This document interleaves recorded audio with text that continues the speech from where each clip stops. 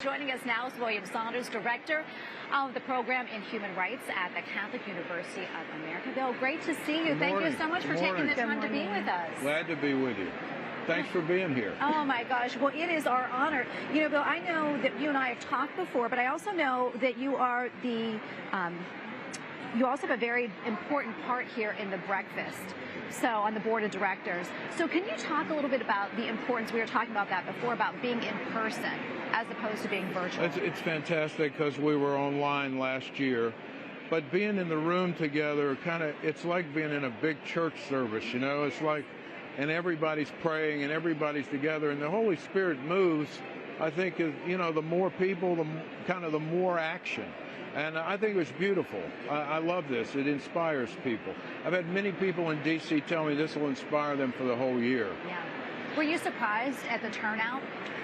No, I think there was pent-up demand.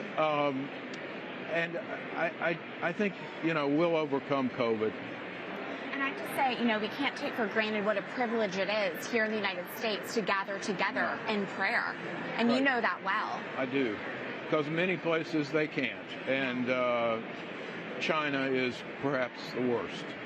Absolutely, and we were talking about Bill McGurn and what he had to say about Jimmy Lai and what an incredible person and trials and tribulations that he's been through.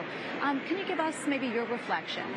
Well, you know, it's an amazing thing. I'm at Catholic University, and I get to work with this wonderful Chinese dissident named Chen Guangchen, the barefoot lawyer. And he's friends with Jimmy Lai, and we've been talking about it.